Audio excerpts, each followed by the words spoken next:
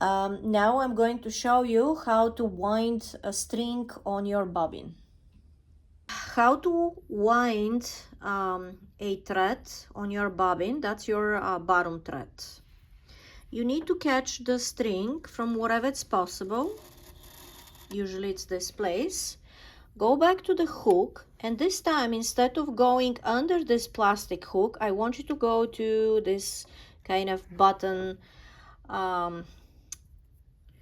thing, and then string your string inside out. So I hope you can see there is a hold. Oops, I'll do this again. Again, you need to have a nice haircut so the hairs of your string won't stop you to go in. There we go. And go to this part of your sewing machine and slide it to. Now you need to push the pedal.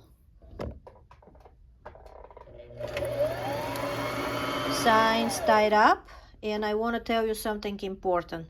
You can remember when to use this part that it's going with the bobbin. You can remember this way: circle is going with circle. All right, if it's not anything connected with circle, then go with the other hooks.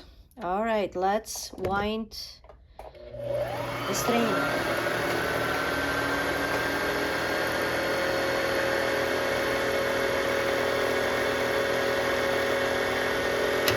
I am holding because sometimes you also may have it with your scissor. Sometimes the string likes to jump on the bottom. I think it's ready. Oops, did you see that? It jumped already. So now slide back, and we need to.